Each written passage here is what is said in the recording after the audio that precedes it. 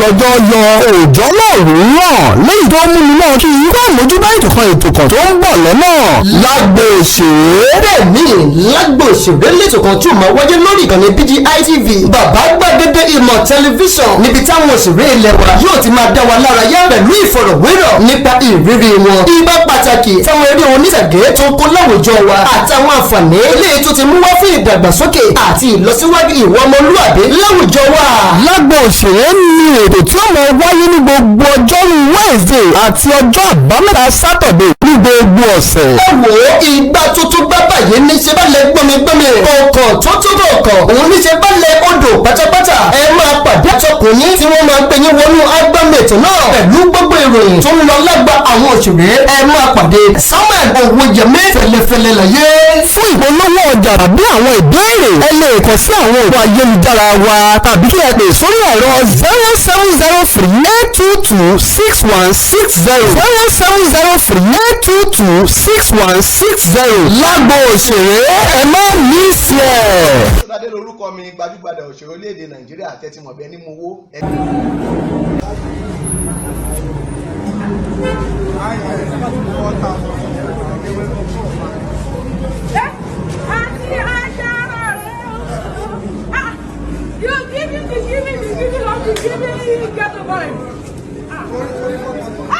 خير المرتدى أدماني بجاي خير المرتدى أدماني يا رب. foríjì orúkà o kúlúfà láwà ló kú níjẹta wọn ti sin lánàá ọmọ ìyá mi àmọ́ kò tán síbẹ̀ o even though kó jẹ́ mùsùlùmí ni ẹ́. sójà báyìí sójà ibi tóbìnrin yìí tán sí yìí sójà kárábìnrin yìí tán sí ìdí tó tán sí yìí ẹ̀yin ní Sufi ọmọbìnrin dẹ̀ dákẹ́. A kú dédé àsìkò yìí ní gbogbo tí ẹ ti láǹfààní láti máa gbọ́ láti máa wà níkànnì amóhùnmáwòrán BGI TV ẹ̀rí pé tó rí wa lónìí lọ́tún lọ́jọ́ yọ ẹ wò ó láì dènà pẹ̀lú láì fi ọ̀pá pọ̀lọpọ̀lọ péjọ sàn láàrin àjẹnímọ̀ ní pẹ̀kọ̀rọ̀ ọdún ní mímì kí n ṣàmọ̀ pọ̀lọpọ̀ Samuel Owóyẹmí lórúkọ tèmi fẹ́lẹ́fẹ́lẹ́ láyé ní gbogbo èèyàn mọ̀ sí èmi náà kan ọlọ́run bọ̀ kẹ́lẹ́ fún mi ṣe ní gbogbo ìgbà lórí ètò tòní lágbo òṣèré ó ní nǹkan kan tí mo fẹ́ jẹ́ kí ẹ̀yin èèyàn ẹ bá mi tàn mọ́lẹ̀ sí. lákọ̀ọ́kọ́ gbajúgbajà olórin Islam Rukayat Gawat tó jáde kúrò láyé kò yé mi o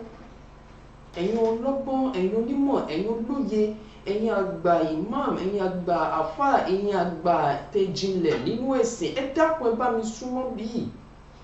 ẹ̀yin tẹ́ bá sì súnmọ́ ẹ bá mi pín ètò ìkó dọ́dọ̀ wọn torí pé ọ̀rọ̀ tí mò ń gbọ́ yìí mi ò fẹ́ gbà á gbọ́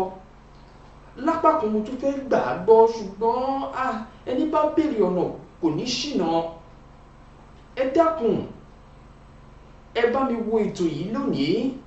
bí mo ṣe fẹ́ máa tẹnubọ ọ̀rọ̀ lórí arábìnrin yìí àtàwọn nǹkan tó jáde wọ́n ní àwọn Súfí ló pa àwọn wo ló ń jẹ́ Súfí ẹ ti wá gbọ́ wọ́n nítorí ó lo àwọn nǹkan kan nínú ẹ̀yà orin tó yàn láàyò ló tún mú kó ẹ̀dá ní bákan náà ẹni tó fi ṣe spiritual father bàbá yìí tún sọ̀rọ̀ gbàǹkangbè lórí Rukayat Gawat mo ń bọ̀ lórí ẹ̀ èyí tó mo fẹ́ kọ́kọ́ mẹ́nubà òun ló ṣẹlẹ̀ ní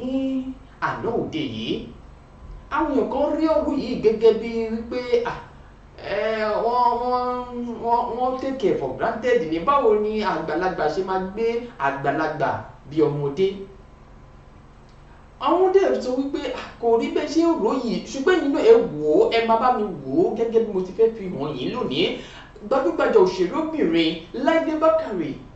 òun ló gbé gbajúgbajà òṣèré náà ní èmi náà lè pè wọ́n àǹtí Ajára ó gbé àwọn náà gẹ́gẹ́ bí pé mo gbé yín o mo ṣe yín bí ẹni pé àjọyọ̀ mọ́ra wa inú ìdùnnú ìyìn Láìdé Bákàrè ti gbé ó wá gbé bí ọmọ àwọn èèyàn wá sọ pé irú àrífín wò lélẹ̀ báwo wa ṣe máa gbé àgbàlagbà tó bá yẹ kó ti ṣé wà bí wà ṣe máa gbé ló o tún wá gbé ní o tún gbé níta gbangba èmi ò ẹ má jẹ́ kí n bò kó lọ ní olóró bóyá ojú tèmi fi wò ó yàtọ̀ sẹ́yìn tẹ̀yìn fi wò ó mi ò dẹ́nikẹ́ni lẹ́bi ṣùgbọ́n àwọn ọ̀rọ̀ awuyewuye tí mò ń gbọ́ òun ni ó ṣẹlẹ̀ gangan màá fi hàn yín, ẹ jẹ́ kí n fi yẹn wọlé náà kẹ́ wá mọ ibi tí mo fẹ́ gbà lórí ọ̀rọ̀ yìí gangan, ẹ wò ná.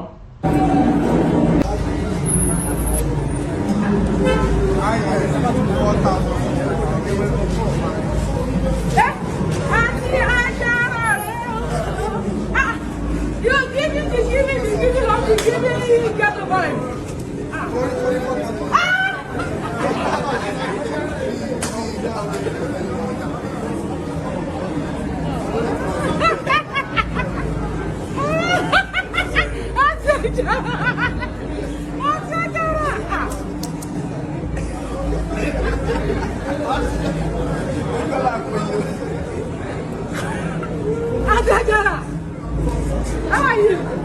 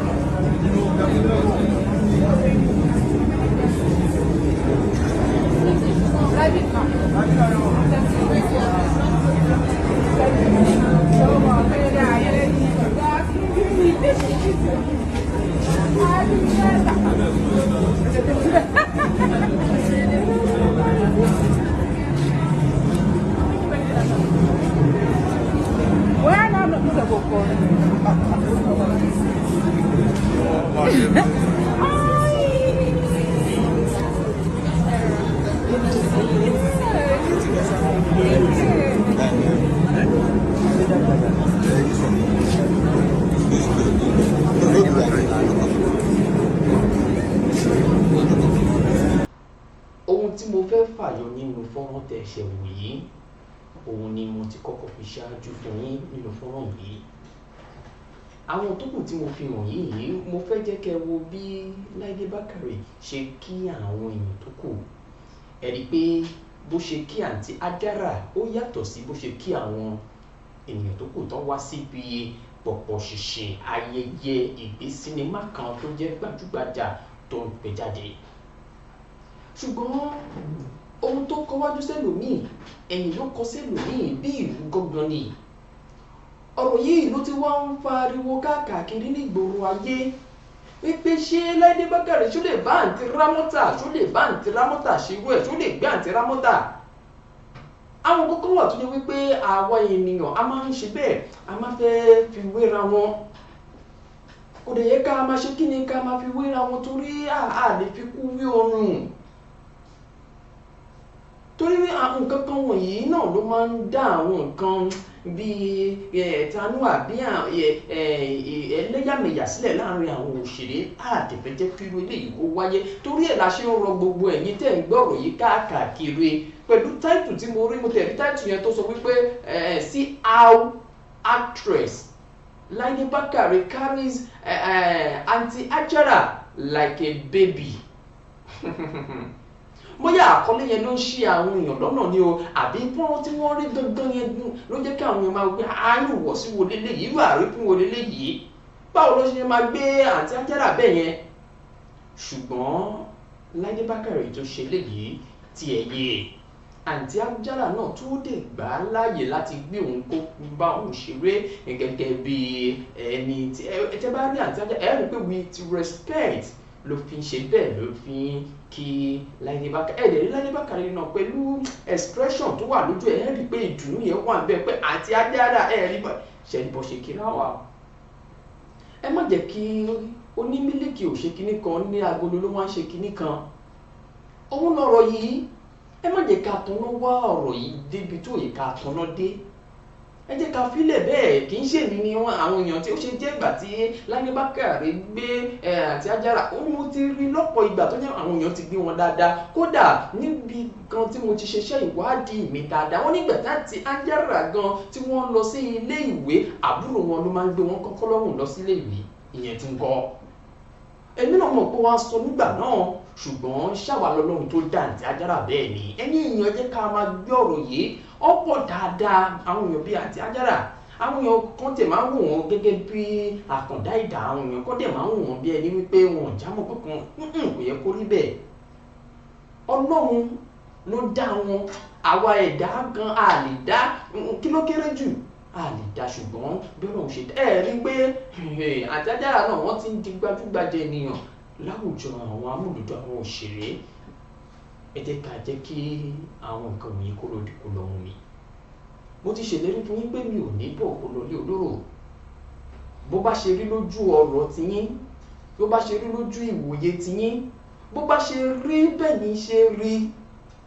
ẹ bá mi fi ránṣẹ́ sábẹ́ comment section yìí ṣé ẹ̀yin náà fara mọ́ ọ̀nà tí wọ́n fi kí àǹtí Ajára yìí àbí ẹ̀yin náà ò fara mọ́ àbí ọ̀nà kan tó wà tẹ̀ tún wò pé tabadẹ̀ tún dorí kíní ìkodò ó tún lè rí báyìí ẹ jọ̀ọ́ ẹ bá mi fi ojú ṣùnùkú ẹ bá mi fi wò ó ẹ̀yin àgbààgbà yẹn onímọ̀ ọ̀rọ̀ yìí kò tó fẹ́jú kẹ́kẹ́ o èmi sọ tèmi lápá abẹ́yẹn ẹ jẹ́ kí n wá lọ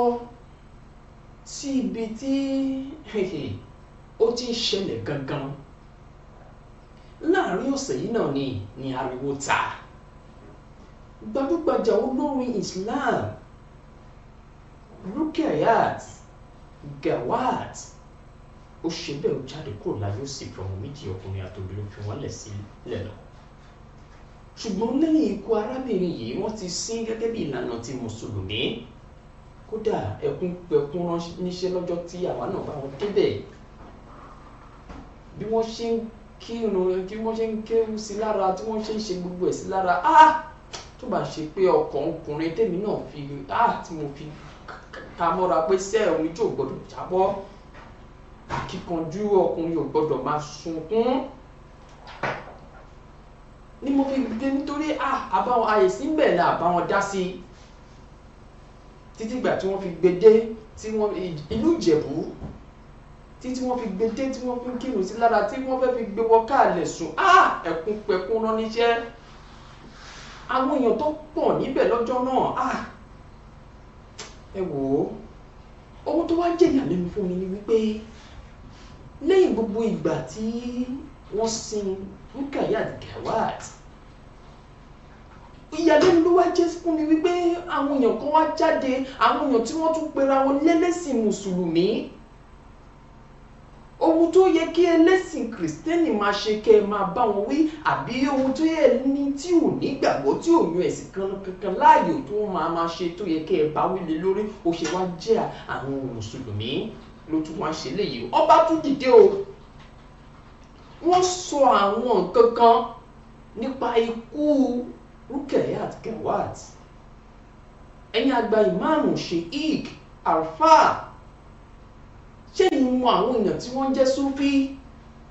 báwo lẹ́yìn ṣe lè ṣàpèjúwe àwọn ènìyàn wọ̀nyí kí ni wọ́n jẹ́ gangan wọ́n mà ní àwọn ni wọ́n ti Rukayat Gawat àwọn ló mà tí dójú ikú bẹ́ẹ̀ náà ni ẹlòmíì tún sọ di mímọ̀ pé torí ó lo instrumental torí ó ń kéwú ó ń lu àwọn ìlú ó ń lu àwọn ìlú kan sí ẹ̀yà orin tó yàn láàyò ni ó mú ikú ẹ̀ tó wá. wọ́n ní tọ́rọ̀ bá ní lójú a ṣe bẹ́ẹ̀ a gbé kíní lélẹ̀ a sì ṣe kíní a fi falẹ̀ rí pé báwo lọ̀rọ̀ ṣe jẹ́ làwọn mi là ń ké ní lóòótọ́ bẹ́ẹ̀ òun lọ̀rọ̀ tó wà nílẹ̀ yìí gangan tó fẹ́ dàbí wípé mo fẹ́ jẹ́ kéèyàn àgbààgbà ẹ bá mi ṣe kí ni ẹ bá mi tàn ìmọ́lẹ̀ sí i ṣùgbọ́n kó tó di wípé ẹ máa gbọ́rọ̀ lẹ́nu àwọn àfáà ẹ má gbàgbé àfáà lẹ́gbàá owó náà kéré nínú ayé o bó tilẹ̀ jẹ́ pé àwọn kan ò gbà tiẹ̀ ṣùgbọ́n ohun tí mo mọ̀ wípé òun lọ́nà kàmí lọ́nà kejì òun náà kéwú ó gba ìsìn débì kan tó jẹ́ pé ó lè mọ ohun tó ń sọ tó fi sọ di mímọ̀ bẹ́ẹ̀ ẹ wá tún gbọ́ eléyìí o kí n tó sọ bẹ́ẹ̀ mú àwọn fọ́nrán méjì àwọn ọkùnrin gbajúgbajà nídìí Islam ni wọ́n sọ eléyìí ẹ wá gbọ́ ohun tí ẹni tí Rukayat Gawat fi ṣe bàbá ẹ̀mí spiritual father bàbá yìí sọ̀rọ̀ ilẹ̀kùn bàbá yìí tọ́ka sí àwọn nǹkan ìgbà tẹ́mi náà gbọ́rọ̀ látẹnu bàbá yìí mo dẹ̀ wọ́n á wòye wípé ṣé lótìtọ́ àti lódodo ni ohun tí àfáà lẹ́gbàá ń sọ ṣé lótìtọ́ àti lódodo ni àwọn nǹkan kan nípa ikú Gawat yìí ṣé àwọn nǹkan tó ń wáyé rèé kó tó di wípé màá mú fọ́nrán yẹn wá fún yín ẹ rí i pé kò tí pẹ́ tí Rukayat Gawat tó ti ṣe àdúrà fún bàbá rẹ̀ tó ti jẹ́ ìpè Ọlọ́run sí nígbà kan sẹ́yìn fọ́nrán ta kọ́kọ́ fọwọ́ lẹ́yìn níbi tó ti ń fọwọ́ bojú tó ti ń fọwọ́ bọ́jú ìgbà yẹn gangan ni ó pe àwọn ènìyàn kan wá bá wọn ṣe àdúrà òun gangan lélẹ́yìí àdúrà ló ń ṣe fún bàbá rẹ̀ tó ti fi ilẹ̀ ṣaṣọbora ẹ jẹ́ ká gbọ́ ohun tí spiritual father Rukayat Gawat sọ. dákun foríjì orúkà o kúlúfà láwà mọye kùrìtì wà mọye àtàyà tó ti la lọ́nà tó pọ̀ gbogbo nǹkan tí mú ẹsẹ̀ àṣẹmọ tó lè mú dáríjì ọlẹ́mí sáà mọ̀ pé Rúkà ó rí dáríjì ẹ̀ṣẹ̀ níwájú Ọlọ́run torí pé Rúkà ọmọ mi tí wọ́n bá lọ́mọ mi ni ọmọ tí mo fẹ́ràn ni òun gan ló mú mi mọ́kọ ẹ̀ ọjọ́ tí mo ti mọ Rúkà ti pẹ́ ní yóge ìjọ náà mo ti ṣe tán mo wá ń ṣàdúrà kan lọ́wọ́ lọmọbìnrin náà wọlé dé ó borí wọn ní láyé kòró wọn ní tani ẹ olóòní kinní kan pé bàbá òun ní nǹkan kan ṣẹlẹ̀ sí ìjọ kan mo lè nà mọ́ abẹ́ mi mọ̀wọ́ náà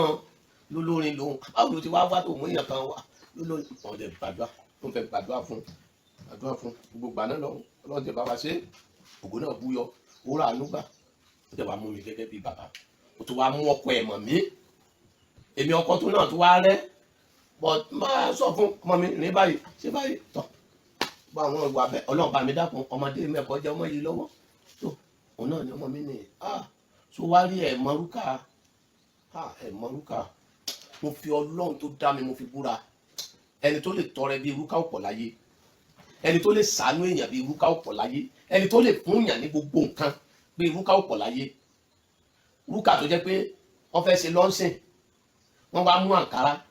Rúkà wá kó àǹkárá 10 wá fìlà 5 gèlè 5 wọ́n wá ní sọ fẹ́ máa bọ́ tasọ ni àbí ìgbà tí mo tasọ ó ní bàbá àwọn èèyàn ó bá yín wá aṣọ 10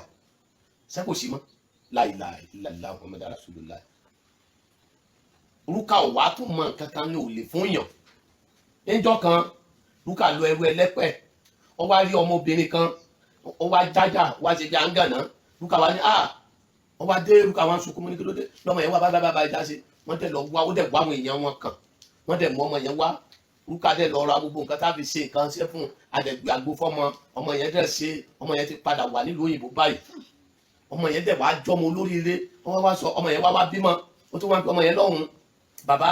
ọmọ tí mo rí ẹrú ẹlẹ́pẹ̀ ẹjọ́ sí tí mo ló jájà tí mo wá àwọn èèyàn ẹ̀mọ kan tó mo tọ́jú rẹ̀ ọmọ yẹn ó ti bímọ nílùú òyìnbó ó ti sóríire o ó ti ṣe kíní o kódà gan òní wọ́n bá àlùbáríkà kún ló kọ́ ọmọ yẹn o mélòó àánú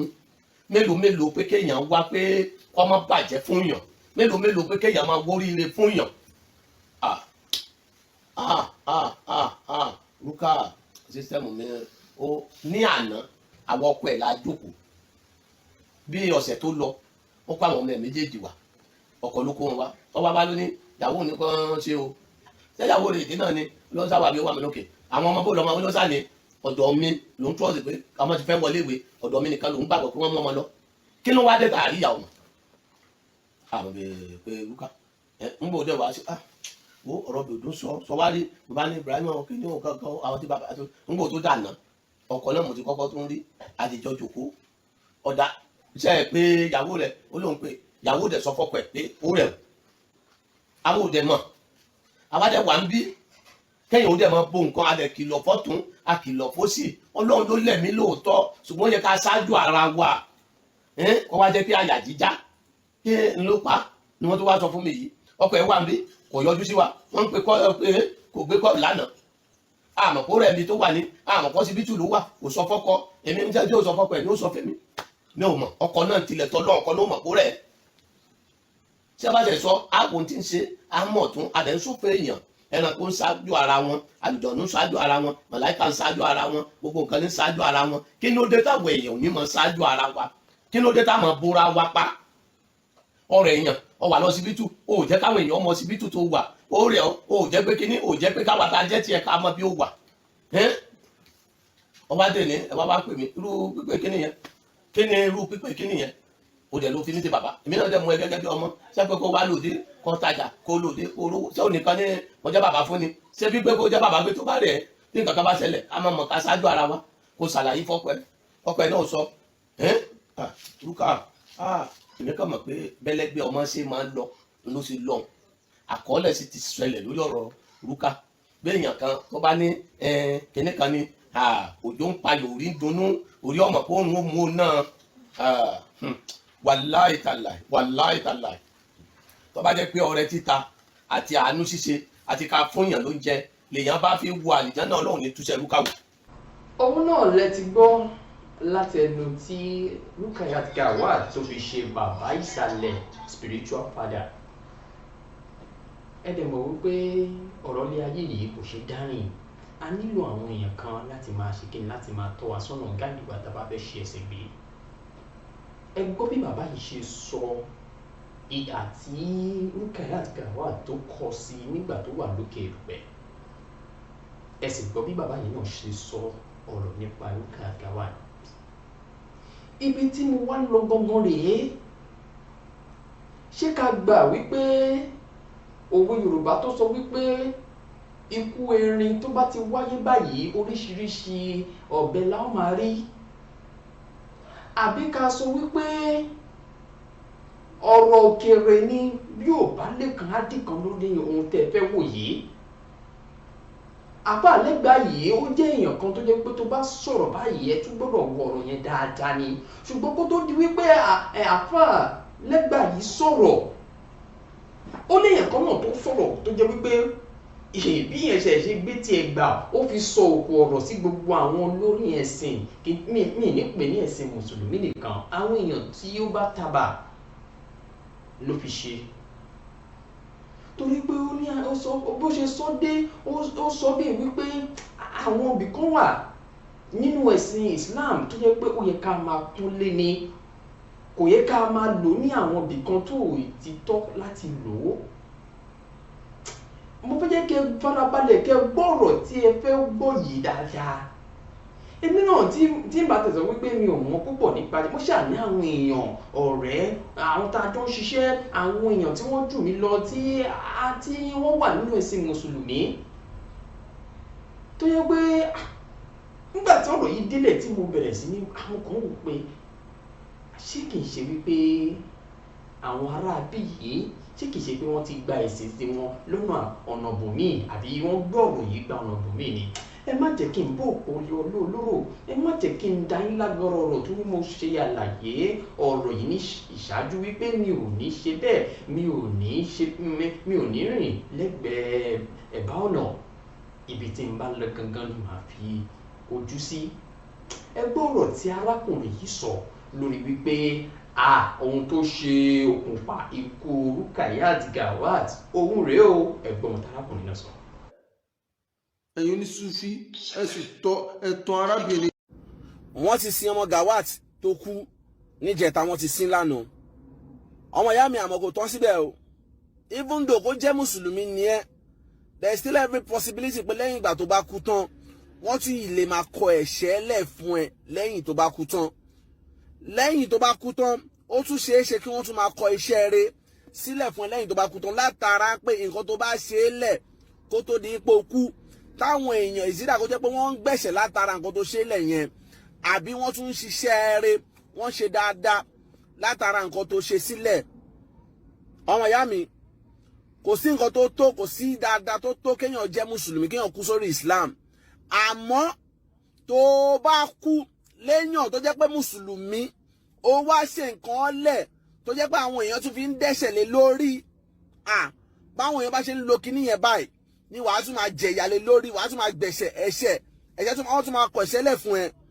Kí ni nǹkan tí mo fẹ́ fàyọ nínú ọ̀rọ̀ tí mo fẹ́ sọ yìí ni wípé mo fẹ́ fi ọ̀rọ̀ yìí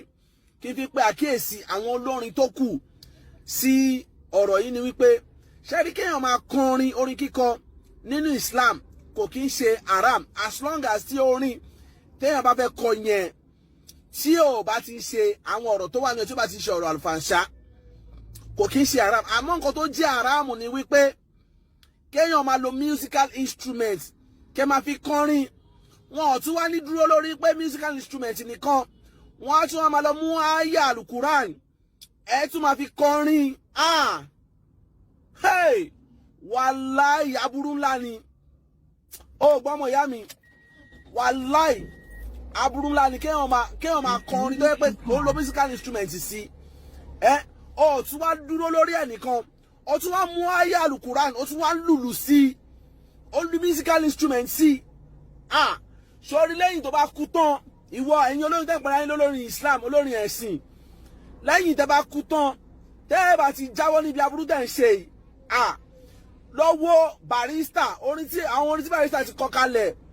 orin yàn máa parẹ́dẹ̀ níyì, tó yẹ pé wọ́n lu musical instrument sí, tí wọ́n tún káyà Al-Qur'an nínú ẹ̀. The same thing with Wasiu Ayinde àtàwọn olórin míì bẹ́ẹ̀. Ọlámídé náà ṣe vibes, gbogbo wọn náà ṣe irú ẹ̀,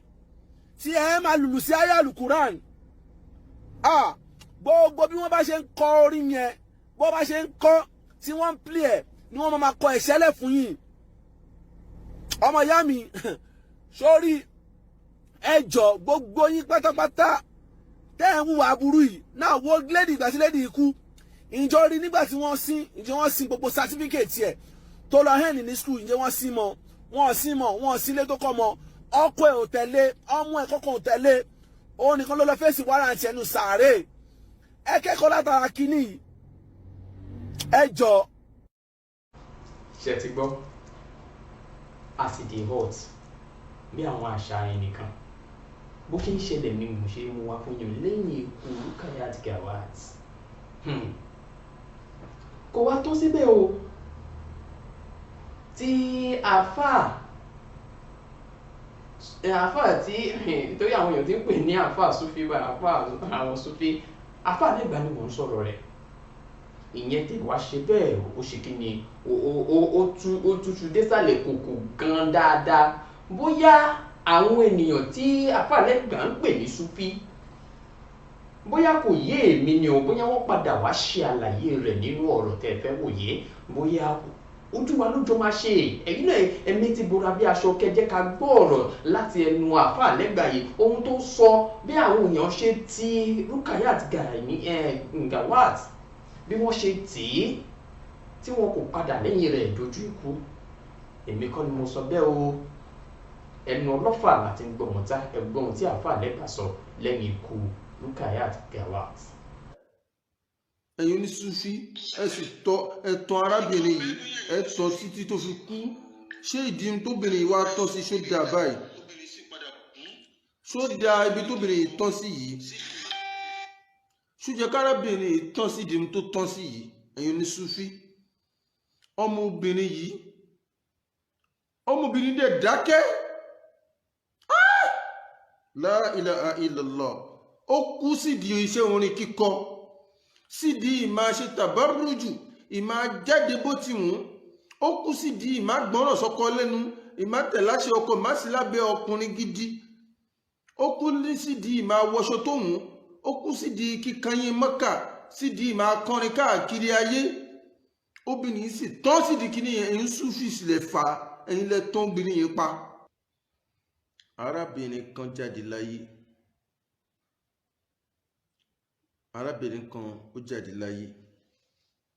Àárọ̀ yìí náà ni mo rí post yẹn, àwọn èèyàn tí ń pè káàkiri.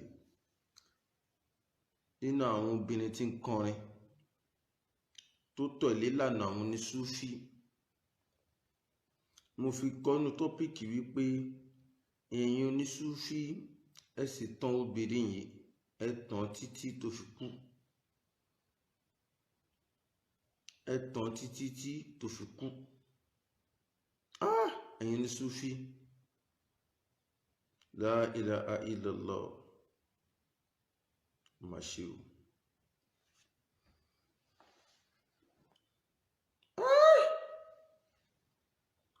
Gbogbo gbìyànjú wàhálà wa alùsùnà lórí kí Islam lè yé àwọn èèyàn tá a ṣe wàhálà tá a pariwo láàárọ̀ lọ́sàn-án lóru à ń ṣe wáàsí lórí pé kẹ́sìn lè yá wọn mùsùlùmí pẹ̀lú bá a ṣe dààmú tó tá a ṣe wàhálà tó ẹ̀yin onísúfí ò jáwọ́ níbi ìmáa ṣì àwọn èèyàn yìí lọ́nà. Afáwa Yusuf An-Nabahani ó sọnù ọ̀rọ̀ wọn kan pé walau sha'a idlalan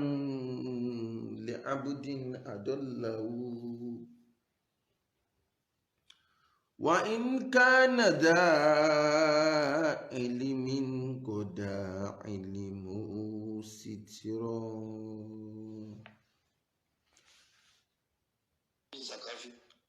Ó ní kí ó ń bẹ́nu yẹ̀yẹ́ ní Sufi ẹ wo ń tẹ́ sọ obìnrin yìí dà obìnrin sì padà kú sídìí iṣẹ́ orin kíkọ sídìí mọ́tòkọ̀ sídìí bídíà yìí ẹ̀yin ní Sufi ẹ sì tọ́ arábìnrin yìí ẹ tọ́ títí tó fi kú ṣé ìdí tóbìnrin yìí wá tọ́ sí ṣó dáa báyìí ṣó dáa ibi tóbìnrin yìí tọ́ sí yìí ṣùjẹ́ kárábìnrin yìí tán sí ìdí tó tán sí yìí ẹ̀yin ní Sufi ọmọbìnrin dẹ̀ dákẹ́ la ilaha illallah ó kú sídìí iṣẹ́ orin kíkọ sídìí ìmá ṣe tàbárùjù ìmá jáde bó ti wùn ó kú sídìí ìmá gbọ́ràn sọ́kọ lẹ́nu ìmá tẹ̀láṣẹ ọkọ má sí lábẹ́ ọkùnrin gidi ó kú sídìí ìmá wọṣọ tó wùn ó kú sídìí kíkanyín mọ́kà sídìí ìmá kọrin káàkiri ayé obìnrin sì tọ́ sídìí kíní yẹn ẹ̀yin Sufi sílẹ̀ fà ẹ̀yin lẹ tán obìnrin yẹn pa ẹ̀yin ní kọrin fún káàkiri ẹ̀yin lẹ ní orin kíkọ ẹ ló wà nínú ẹ̀sìn kó máa kọ́ nìṣó la ilaha illallah la ilaha illallah lọ́mọ obìnrin tó yẹ kó wà lábẹ́ àṣẹ ọkọ kó wà lábẹ́ ìtẹ̀láṣẹ ọkùnrin rẹ̀ kó máa ṣẹ̀sìn kó mójú táwọn ọmọ ó wá dobìnrin ayé ẹ̀sọ́ dobìnrin ayé tán ó sì kú sórí ẹ̀. Allahu akbar ya subhanallah ẹ̀yin Sufi ṣé eléyìí dáa báyìí ṣé èyí tẹ́ ṣe ìṣó dáa ẹ̀yin Sufi ṣé lè dáa báyìí obìnrin yìí ti kú ó ti lọ ó ti kú ó ti lọ ọmọbìnrin ti kú anú ẹ̀dẹ̀ ṣe mí ọlọ́jọ́ orí tí ò tó nǹkan ọmọ ọdún mélòó ọmọbìnrin yóò ti lè 40 n ti ń bẹ lẹ́yìn ikú ó lágbára jọmọ́ Yorùbá ni o ti ń bẹ lẹ́yìn ọ̀fà ó jèjé lọ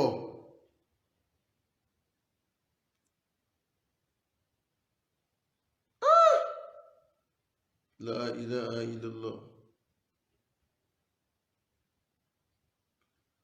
Ìkọ́nà àwọn afájọgbọ́n oní kùlùbù ní unsa wà in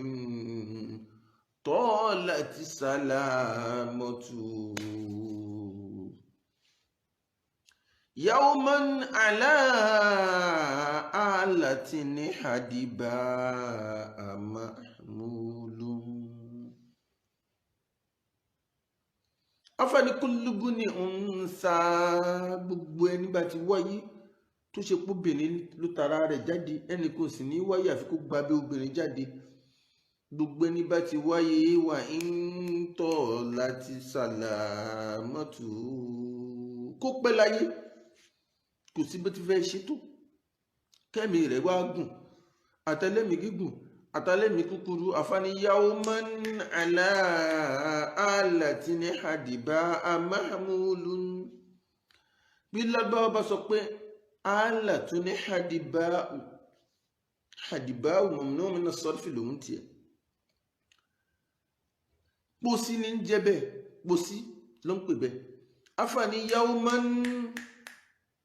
lọ́jọ́ kan kullu mubtada lòun àrètí kọ́bárù àbí kí ni kullu mahmulun òní kọ́bárù rẹ̀ afani yawman zorfu ni ìjọ kan aláàlẹ̀ tí ní hadiba mahmulu á padà gbémù náà sínú pósí mo gbé lọ tẹ́wọ́n lọ wà sínú kòtò àánú obìnrin yìí dẹ̀ ṣe mí ọlọ́run abẹ́wọ̀ lọ ibi tọ́rọ obìnrin yìí kù sí ìwọ ló mọ̀ in kanat muhsinatan fazid fi ihsaniha wa in kanat musi'atan fatajawaz an sayyi'atiha wọ́lọ́n afàálí wọ́lọ́n lọ́wọ́ قد ماتت هذه المرأة على معصيتك ومعصية نبيك ماتت وهي شاعرة مبتدعة عاصية متبرجة فاجرة فاسقة ماتت على البدعة والمعصية لا إله إلا الله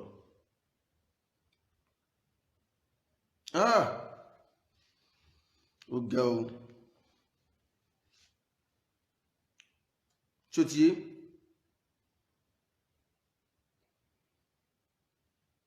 ọmọbìnrin kan ni tó fi kú wọ́lọ́n ọ̀rọ̀ rẹ̀ déwájú Ọlọ́run ó ti kọjá síwájú wọ́lọ́n ọmọbìnrin ti lọ Ọlọ́run ibi tọ́rọ ẹ bá kù sí bá wa yá fí ẹ bá wa foríjì ó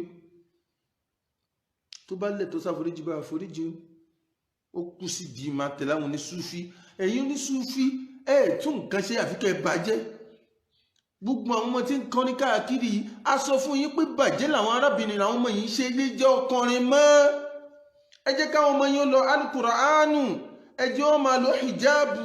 ẹ jẹ́ wọn máa lo nìkọ́ọ̀bù kó wà lábẹ́ àṣẹ ẹ̀yin òbí kọ́ọ̀bù yìí tó bá ti wà nílé ọkọ kó wà lábẹ́ àṣẹ àwọn ọkọ rẹ̀ kí wọ́n yé ṣe tàbárùjù mọ́ aṣọ títí gbọ́ níjó ní ọmọbìnrin tó kù yìí pẹ̀lú olórí burúkú mufilisu olórí ibú ọmọ òfu ọmọ àdánù yẹn wọ́n jọ pàdé ní airport bí a bí last year kọ́ ni tí yẹn sọ fún pé kó má kàn ní mo ní kíkó dáa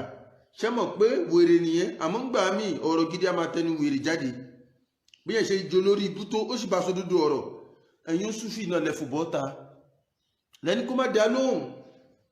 ẹni ló ṣe máa dá lóhùn kó má dá lóhùn pé kò máa ti ń ṣe ni ṣèbáyìí ti kọ́ wọn lẹ́kọ̀ọ́ ẹtí ọmọ pé ó ní kíkọ́ wà nú ẹ̀sìn kó máa kọ́ níṣó kó má dá Mufilisu lóhùn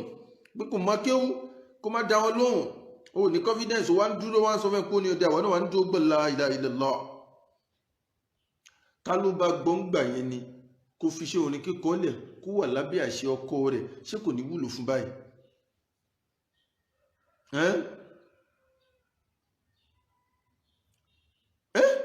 ọmọbìnrin sì kú sí di orin kíkọ àánú ẹ̀dẹ̀ ṣe mí gbogbo ìwọ tó kù tó ń kọrin ó jẹ́ tètè lọ jáwọ́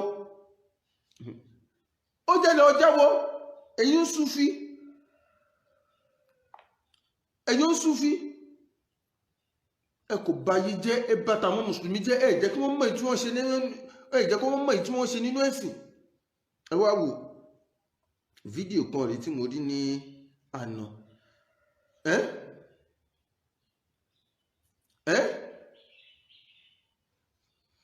abẹ́ẹ̀rí ẹ̀wílé ìwà ń bè bú ti ẹ̀ ní ilé ìwà ń bú mi ẹ̀fílẹ̀ kò yí ọ ní tó bá yí ọ ní bèbú pẹ̀lẹ́ ó rẹ̀ ló fà ṣé tí Mufti Manchester àwọn Sufi ti báyé jẹ́ jìnnà o gbogbo àwọn ọmọ obìnrin láti sọ́dá kọ́ni tán o Sufi ò gbọ́ o mọ́tò gbogbo àwọn ọmọ obìnrin yìí ìkọlù ti kú nínú wọn báyìí sí nídìí iṣẹ́ orin kíkọ sódà ẹ wá gbọ́ ìkọ́nú ẹ̀yìn tẹ́ ń kọrin tá a sọ fún tẹ́ tẹ́ ẹ̀ gbọ́ títí ṣó ti ń sìn ihun tẹ́ ẹ wí tẹ́ ẹ ṣe títí ìkànnù yín inú àwọn tẹjọ́ ń kọrin káàkiri ìgboro ayé tẹjọ́ ń ṣèranù òun ní sọ̀rọ̀ páyé yín ti bàjẹ́ tó ń sọ pé èèyàn àfa òṣì tẹ́ ẹ kó kóra ń jọ kẹ́ ẹ bá wọn wí ẹ̀yìn àwọn àfa àtẹ́fẹ́ bá wọn wí ẹ̀yìn tó ti bàjẹ́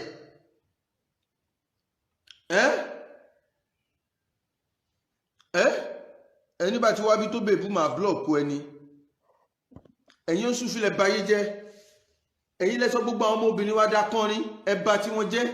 ẹ̀sọ́ wọn dẹ̀ tí ń rìn òwò ẹ̀sọ́ wọn dẹ̀ aláṣẹ́wó ẹ̀sọ́ wọn dẹ̀ ń tójú bọ́lé ẹ̀sọ́ wọn dẹ̀ ọmọ olóṣù ẹ̀yin oṣù filẹ̀ báyé jẹ́ ẹ̀sọ́ gbogbo wọn dẹ̀ máa kọrin ẹ̀yin oṣù filẹ̀ báyé jẹ́ ẹ̀sọ́ wọn dẹ̀ tí ń ṣàrálẹ̀ tí ń rìn òwò ẹ̀sọ́ wọn dẹ̀ akọrin àwọn ọmọ tó kó wà lábẹ́ àṣẹ òbí kọ́ máa alukùránì sórí kọ́ máa kí alukùránì kọ́ wà lábẹ́ tẹ̀láṣẹ òbí tẹ̀láṣẹ ọlọ́run tẹ̀láṣẹ súnà ànábì kọ́ máa múra ẹ̀sìn ẹ̀yin súnfìsì báyé jẹ́ mọ́ lídùú tó ẹ bẹ̀rẹ̀ sí ní ṣe sí ẹ̀ ṣe títí tí rọ̀mọ̀dọ́nù ó fi wọlé àwọn ọmọ obìnrin náà lẹ́yìn máa pè kọ́ máa kọrin káàkiri ẹ̀yin súnfì ẹ̀yin ń dún ọlọ́run afàyín lọ́nà lọ́wọ́. òun náà lẹ ti gbọ́ yẹn ẹ rí i pé ohun tí àáfà lẹ́gbàá sọ yìí ó lágbára gbẹnu tán ṣùgbọ́n mi ò ní sọ wípé mo fẹ́ dá ẹnìkan lẹ́bi àbí mo fẹ́ sọ pé nǹkan jàre èmi gbàgbọ́ pé gbogbo ẹ̀yin tẹ̀ ń wò wá ní ìkànnì BGI TV àgbà nìyí ọgbọ́n yín wà ń bẹ ẹ sì ní làákàyè púpọ̀ ẹ ní àwọn nǹkan tí wọ́n fi ń pè yín lágbà ẹ̀yin àgbà imam sheik afa ẹ bá mi dá sí ọ̀rọ̀ tó wà lẹ́yìn má dáadáa mi torí ẹ̀mí ìṣe ní pẹ́ lórí ọ̀rọ̀ yẹn gangan torí gbogbo àwọn nǹkan wọ̀nyí ṣé a mọ àwọn èèyàn tí wọ́n máa ti wo ohun tí àjọwò tán yìí ṣé a mọ àdúrà àwọn èèyàn tí wọ́n ti gbà pé ṣé báyìí lọ̀rọ̀ ṣe rí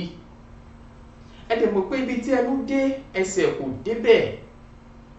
a máa ṣe kí ni a máa jà ròyìn débi káàkiri ni mo ṣe ní kí n tètè mo wá sí etí ìgbọ́yìn o kẹ́ lè bá wa tètè fèsì sí ọ̀rọ̀ yìí kó tó di wípé àwọn èèyàn kan á bẹ̀rẹ̀ sí ní máa sọ ohun tí kò ní túmọ̀ sí òkú ọ̀run àbí àwọn èèyàn tó súnmọ́ àyíká rẹ̀ kódà àwọn èèyàn kan sọ wípé àìsàn kan orí ìdùbú láìsàn ló kú sí tó wà rí àwọn fọ́nrán kan tí wọ́n gbé jáde tí wọ́n gbé káàkiri orí ẹ̀rọ ayélujára social media ṣùgbọ́n yẹn ò tí lè sọ wípé ká sọ wípé nǹkan báyìí ló ṣekú pa Rukayat Gawat ẹ jọ̀ọ́ ẹ bá mi dá sọ̀rọ̀ yìí èyí tí mo fẹ́ fi ká díẹ̀ nílẹ̀ gangan òun ló ní ṣe pẹ̀lú ìgbà tí bàbá tó bí Rukayat Gawat tó jáde kúrò láyé Rukayat Gawat ó sọ̀rọ̀ kankan nípa bàbá rẹ̀ kì í ṣe wípé mo kàn lọ mú fọ́nrán yẹn wá lásán o ó sọ ọ̀rọ̀ kan tẹ́ bá lè farabalẹ̀ wo ọ̀rọ̀ tí Rukayat Gawat tó sọ nígbà ayé rẹ̀ ibi kò pẹ́ tí bàbá rẹ̀ jáde láyé ní àǹfààní interview yẹn tó jáde ó sì sọ àwọn ọ̀rọ̀ kan nípa bàbá rẹ̀ ó ní àbí bàbá òun ti ṣe kí ni bàbá òun ti mọ̀ wípé ó fẹ́ jáde kúrò láyé ni àti pé àwọn kankan wà tó jẹ́ pé bàbá rẹ̀ ó kọ̀ mú lórí ìfẹ́ fún ni àwọn èèyàn kan sọ̀rọ̀ nípa ọ̀rọ̀ tó sọ lọ́jọ́ náà ṣe nípa ọ̀rọ̀ mi fún yín lénìí màá gbìyànjú agbára mi torí ohun tí mo ráwọ́ lé yìí ohun tí mo tẹsẹ̀ bọ̀ yìí ó ṣe bẹ́ẹ̀ ó fẹ́ kẹnu o mo dẹ̀ fẹ́ jẹ́ kẹ́ bá mi farabalẹ̀ kẹ́ bá mi pín débi tó yẹ kẹ́ pín dé afẹ́fẹ́ ètò yìí ṣe ìtọ̀nà fún àwọn èèyàn kan tó wà nínú òkùnkùn nípa ti ohun tó ṣekú pa Rukayat Gawat gbajúgbajà òṣèré olórin jàre oríṣiríṣi àwọn èèyàn ni wọ́n kẹ́dùn ẹ o oríṣiríṣi àwọn èèyàn ni wọ́n bá wọn lẹ́bí kẹ́dùn kódà àwọn tẹ́ bá rí ọmọ yìí nígbà tí màá rí ọmọ yìí lọ́jọ́ tí wọ́n fẹ́ ọmọ yìí ti bara jẹ́ ọmọ ọdún mélòó ti bara jẹ́ àbúrò rẹ̀ obìnrin wọn tẹ̀ láǹfààní láti jẹ́ ká nìyẹn ṣùgbọ́n àwa ta kò lókè ìlúpẹ̀ jẹ́ ká ṣe dáadáa kí ni wọ́n fẹ́ sọ nípa tèmi àti yín tí a bá sí mọ́ lókè ìlúpẹ̀ ẹ wo ohun tí Rukayat Gawat sọ nípa ikú bàbá rẹ̀ kíkú tirẹ̀ náà tó wáyé láìpẹ́ yìí torí wípé tẹni tó dé la rí o àmọ́ tẹni tó kàn ikú ò ní tọ́ sí ẹnì kankan wà láṣẹ ọ̀gá mi aláwòrábí máa fi yẹn ṣe lọ lórí ètò lágbo òṣèré lónìí ó dún ní mímì kí n ṣàìmọ̀ fọlọ́kọ àfitìmí nílò ìdánimọ̀ lọ́jà tó bá dọ́jà báyìí máa mọ̀ pé dọ́jà ni èmi tí ní tòótọ́ Samuel Owóyẹmí fẹlẹfẹlẹ láyé lórúkọ mi fẹlẹ ní gbogbo ìyàn mọ̀ mí sí èmi náà kọ́ ọlọ́run bó òkè ló fún mi ṣe ní gbogbo ìgbà torí wípé máa wọ ọgbọ́n kún ọgbọ́n ní gbogbo ìgbà kó lè máa tẹ̀síwájú ní gbogbo ìgbà fọ́nrán eléyìí òun ni ohun tí Rukayat Gawat sọ nípa ikú bàbá rẹ̀ lẹ́yìn tí bàbá rẹ̀ jáde kúrò láyé kóun náà tó wá jáde kúrò láyé láìpẹ́ yìí ohun tí Rukayat Gawat tó sọ. ọjọ́ ńlá ni o July 10 mo ti ṣe bí bébì mi gbà yẹn Ibrahim but èmi feel pé ó dàbí pé àwọn náà ti mọ̀ pé nǹkan tó jọ bẹ́ẹ̀ fẹ́ ṣẹlẹ̀ sáwọn bóyá wọn wá lè sọ ní o àbí kò yé mi but èmi ráwọn ìṣesí kan because èmi wed ní March 1st 2012 so mo wed ní Thursday Friday wọ́n ṣàṣọ pé Thursday làwọn fẹ́ kí n ṣe wedding kìíní kan àṣàṣe so kò di the next day ní Friday morning ó kò pè mí ni pé Rukayat mo fẹ́ kó jáde tó máa fi bímọ because mo wà nínú oyún gbà yẹn ìmọ̀ ò pé kí lórí tí dáàdì ní má jáde sí máa bímọ mi ò tẹ̀ rí as anything mo pé èmi náà fẹ́ sinmi lé so ìgbà tí mo wá bímọ mo bímọ yẹn lálẹ́ bíi tó 11 mo kàn pé wọ́n báyìí ni pé because èèyàn tí mo love jù láyé mi dad mi ni kò sí ẹni náà tó lè meet up star lẹ́mìí mi o I love him so much because abiyamọ ni wàláì so mo wá pé wọn bí ṣe bímọ báyìí he was the first person tí mo kọ́kọ́ kọ́ mo ní àdádì wọn ní Rukayat níbo ló wà mo sọ fún yín pé kó má jáde mo ní àdádì mi ò jáde mo bímọ ni wọn kò pa fóònù ni ọba tún pè mí padà kí ló ṣẹlẹ̀ mo ní mo bímọ kí ló bí mo lọ́kùnrin alihamdulilayi tí mi ò bá tiẹ̀ ṣe nǹkan kan mọ́ láyé Rukayat bímọ lójú ẹ̀mí mi wọ́n sọ bẹ́ẹ̀ that was what he said but ṣé mo pé téèyàn bá ro nǹkan aburú kò lè so báyìí sọ fún mi lálẹ́ ọjọ́ yẹn mi ò tiẹ̀ rí as nǹkan kan so ìyẹn lọ bẹ́ẹ̀ so lọ́jọ́ naming before the naming ceremony wọ́n pè mí bíi 2 days before the naming wọ́n náà wípé àwọn èèyàn kan ní káwọn má wá sí naming pé bàbá ìyàwó ń lọ sí ilé ọkọ pé ilé tí wọ́n ló yẹ kó ti ṣe àmú ní dáàdì tẹ́ bá wá inú mi á dùn kẹ́ wá ló máa pè mí náà má dá wọn lóhùn gbogbo àwọn superstitions tó máa ń sọ yẹn ni má dá wọn lóhùn dáàdì mi dẹ̀ jẹ́ nǹkan tó blunt gan nǹkan tó bá fẹ́ ṣe ló fẹ́ ṣe kò ráyè so bọ́ ṣe wá nìyẹn so bọ́ yẹ débẹ̀ ọ wá ń sọ àwọn èèyàn ń sọ ọmọ lórúkọ ó sì ní Ibrahim lórúkọ ọmọ dáàdì mi wá pé ìmáàmù Èbúté Mẹ́ta jẹ́ ẹ wò ẹgbà 5,000 yìí ẹ bá mi sọmọ yìí lárẹ̀mú àrẹ̀mú yẹn jẹ́ orúkọ wọn orúkọ tí wọn so pé tó bá ti wá dàgbà o ẹ sọ fún pé bàbá ayé ló sọ ní àrẹ̀mú pé kán sọ fún so chief imam of Èbúté Mẹ́ta wọn sọ pé Haji Gawat wọn náà ló máa sọ fún pé ọ̀nà ẹ̀ tọ́lọ́ bá ní ká ṣe wà ọlọ́run á wò so gbogbo àwọn nǹkan yẹn lèmi wá ń padà ń rántí nígbà tí ìṣẹ̀lẹ̀ yẹn ṣẹlẹ̀ so July 10 mo kọ̀ wá nílé báyìí ni mo ṣe fẹ́ kírun ni bọ́yẹ pè mí nìyẹn pé wọn ò rí dádì mí náà ẹ̀ rí wọn báwo ṣé ti pè wọ́n ni wọ́n lọ ti pè wọ́n fóun wọn wá ń kọ́ wọ́n ní kò lọ mọ́ mo ń kírun báyìí mo dẹ̀ ń sunkún mo ń rùkú mo ń sùjúdù mo ń sunkún mo ń rùjúdù for like 30 minutes so woman kan ló wá wà round nígbà yẹn àwọn ló ṣe náà kí n dúró kí ló ṣe mí ní wọn ní wọn ò rí dáàdì náà ní ẹjẹ àṣẹ sùúrù àárẹ̀ wọn náà láwa o going to 5 years now. àgbọn. Rabibi ajatina ikidia bijai kaire le muritada adinani bijai kaire le muritada adinani ya Rabibi le Mustafa Allah balege mata wajifirina ya wasiali karami wajifirina Muhammada ya wasiali ذلك لك قل هو الله أحد لا شريك له الله الصمد لا مقصود إلا به لم يلد ولم يولد قط ولم يكن له كفوا أحد في ملكه قادر على ما يشاء فعل لمن يريد عزيز في قدرته عزيز في جلالته قل هو الله أحد يا ربي قل هو الله أحد يا ربي الله الصمد. ìwò táwọn àparò ní ibi káfíńdálà ìwò tọ́ta ń wò mí bí kí n kú irọ́ ni màdàgbàdà ń bò ní sójú ọ̀tá mi ọdẹ tí ó pè ní kó múra kó má gbàgbé èdè sílé kí ló fẹ́ fi kú mi ṣe ọmọ àdàmọ̀ dájú ṣá ẹ̀rọ tí mọ́ mi ìramúta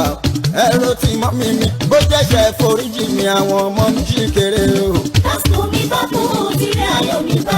dé lásìkò mi bá tó.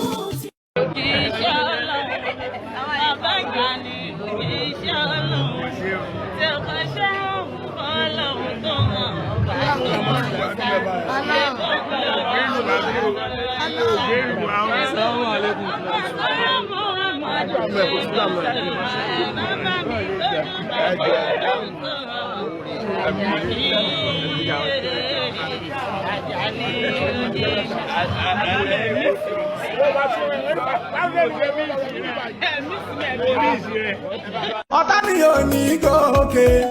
àlọ́mọ́lẹ̀ là ń lọ ta ọ̀tá mi ò ní gbádùn ìyá lókù tí ó máa jẹ n ò pé kólókó máa ròkó n ò sì pé kólódò máa ròdò n ò pé kó ní dàmọ́ lòdà n ò pé kọ́lọ́fà mọ́ ta fà ẹni fẹ́ kú mi yóò ṣọ̀fọ̀ òfò tó pọ̀ ni ó máa ṣe bẹ́ẹ̀ bá wà yàrá ìkànnì ẹ̀yin náà ò ní sinmi èrò yìí ò ní ṣẹlẹ̀ lókèlókè la ó máa lọ àní ọkàn yìí ò ní balẹ̀ àgbákò tó pọ̀ lẹ́ ó mọ̀ ṣe adáyé ní ẹ̀rọ. ètò ayé ò bẹ́ẹ̀ lọ́rẹ̀ bá wọn lẹ́ẹ̀kan máa lọ́rẹ̀ ìwọlẹ̀ ṣe ẹ̀fẹ̀ bí bàgbá ní ẹ̀ẹ́dẹ́gbẹ̀rún. Bani makalu anu ari adabi on ojime manu do loa ena tongele kikapi okalu do yo balu da bàbá tí wọ́n wé sẹ́bọ̀ ìgòkúkú lówó débi tó máa pọ̀ òkun kan yóò èmi mọ àìkì ìfàwọn ọmọ mi èmi mọ ṣiṣẹ́ wé sẹ́bọ̀ ìfà ọmọ tèmi bàbá tèmi wé sẹ́bọ̀ ìgòkúkú lówó èmi mọ àìkì ìfà ọmọ tèmi o àwọn ọmọ mi wé sẹ́bọ̀ ìkí àmàbàjẹ́ wọn.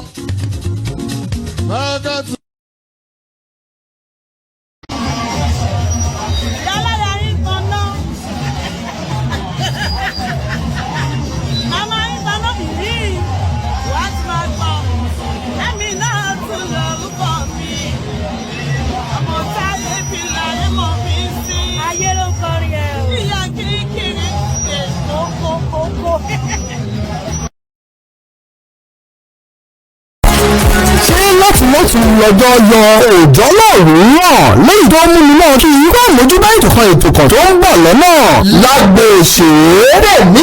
lágbo òṣèré lẹ́tọ̀ kan tí ó máa wáyé lórí ìkànnì BGI TV bàbá gbàgede ìmọ̀ tẹlifíṣàn níbi táwọn òṣèré ilẹ̀ wa yóò ti máa dá wa lára yá pẹ̀lú ìfọ̀rọ̀wérọ̀ nípa ìrírí wọn ibà pàtàkì táwọn eré oníṣàgé tó kó láwùjọ wa àtàwọn àǹfààní eléyìí tó ti mú wá fún ìdàgbàsókè àti ìlọsíwájú ìwà ọmọlúwàbí láwùjọ wa. lágbo òṣèré ní ètò tí ó máa wáyé ní gbogbo ọjọ́rú Wednesday àti ọjọ́ àbámẹ́ta Saturday ní gbogbo ọ̀sẹ̀. ẹ wò ó ìgbà tuntun bá bàyẹ̀ ní ṣe bá lẹ gbọ́mi